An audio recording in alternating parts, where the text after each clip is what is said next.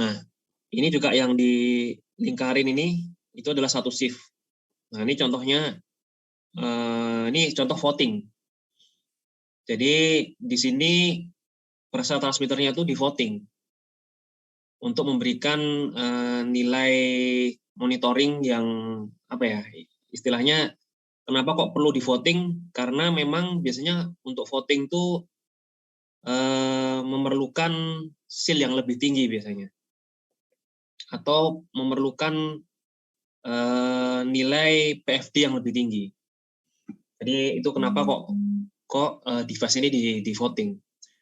Kalau beberapa tahun yang lalu itu mungkin banyak ya sistem dengan voting seperti ini gitu, di sisi sensor. Tapi beberapa tahun terakhir ini improvement di sensor atau transmitter itu sudah bagus dari vendor. Jadi kebanyakan sih nggak perlu sampai di voting.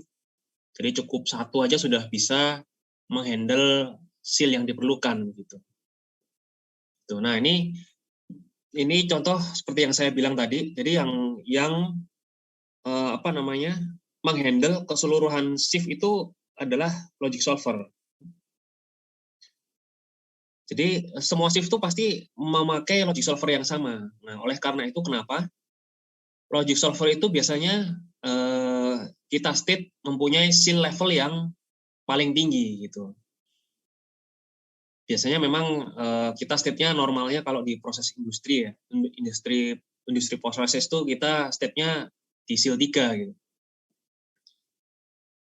Contohnya di proyek yang paling terakhir tuh mega proyeknya punyanya Pertamina, Pepsi, Pertamina EP Cepu. Nah, itu logic solver-nya kebetulan yang menang Yokogawa. Yokogawa paketannya itu pokoknya semua Yokogawa, DCS, SAS, FJS itu yang menang Yokogawa. Nah, itu di situ logic solver-nya di state harus mempunyai seal 3 certified. Jadi harapannya misalkan kalau suatu waktu diperlukan pada saat LOPA itu ada yang seal 3, nah itu sudah aman gitu. Jadi nggak perlu upgrade logic solver lagi gitu. Jadi komponen-komponen si logic solver ini mulai dari I/O modul, CPU, power supply, bus modul itu semua sudah seal 3 certified, seal 3 certified gitu. Nah, ini bisa juga LT ke pompa gitu. Elemennya pompa itu melewati logic solver yang sama gitu.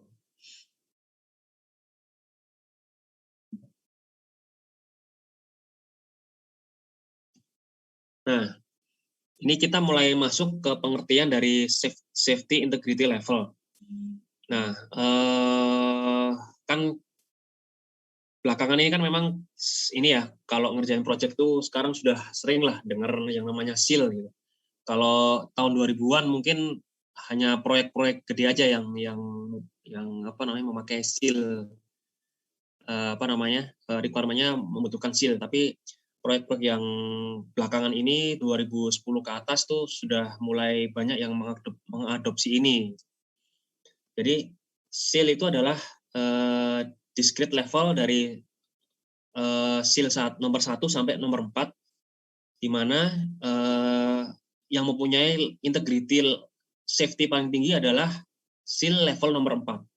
Sedangkan yang paling rendah itu adalah seal level nomor 1.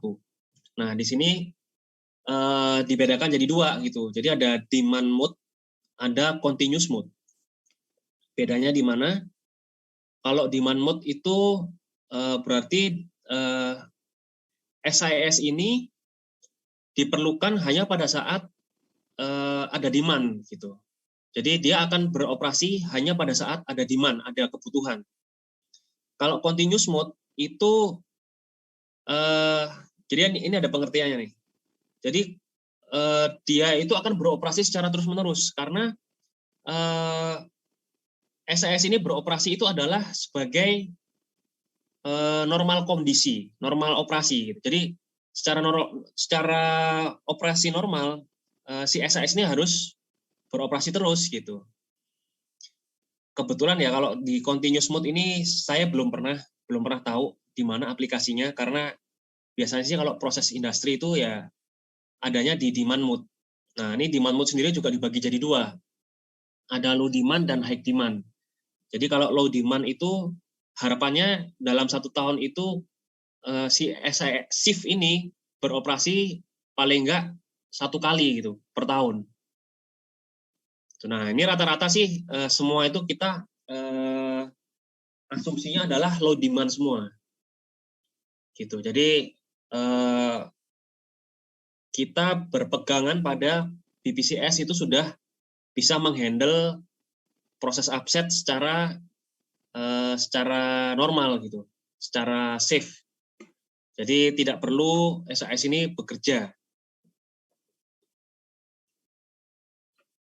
Nah, di sini kan ada juga nih, ada yang namanya PFD sama Required Risk Reduction Factor. Nah, ini RRF atau disingkat dengan RRF.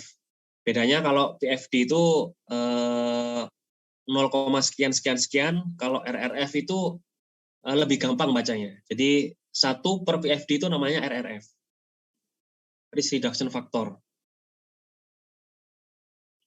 Nah, ini kalau SIL 1 itu nilai PFD dari shift itu minimal 0,1 sampai 0,01 atau RRF-nya itu antara 10 sampai 100.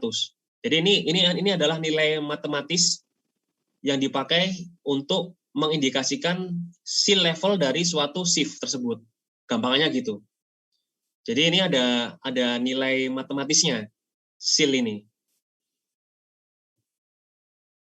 Nah, dalam satu shift itu bagaimana caranya agar kita tahu bahwa sudah memenuhi syarat, misalkan ya kita di target di SIL determination itu SIL 2. Nah, kita kan desain SAS, bagaimana kita tahu bahwa yang kita desain itu memenuhi SIL 2. Nah, berarti ya harus memenuhi nilai PFD atau RRF ini gitu. Nah, nilai PFD-nya itu pertambahan dari PFD-nya sensor, PFD-nya logic solver, dan PFD-nya final element. Jadi ditambahkan semua PFD, nah didapatkan nilai PFD satu shift tersebut. Gitu.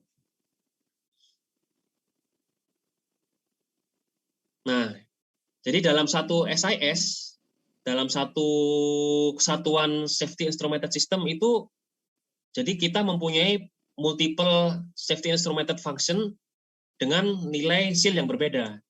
Jadi dalam satu SAS itu bisa ada yang shift-nya ada yang shift SIL 1, ada yang shift SIL 3, ada yang shift SIL 2, macam-macam gitu dalam satu SAS tersebut gitu.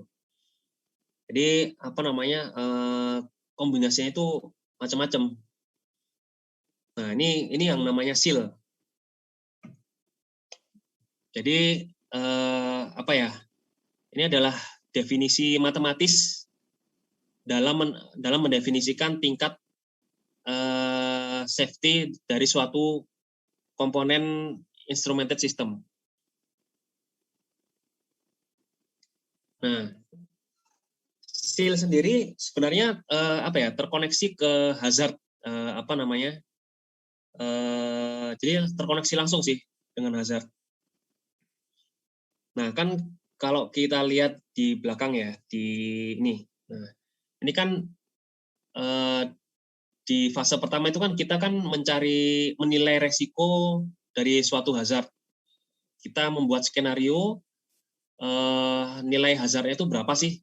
Nah, terus sebelum kita mendesain safety instrumented system, nah itu kita mengalokasikan nilai SIL-nya terhadap masing-masing skenario yang dibangun di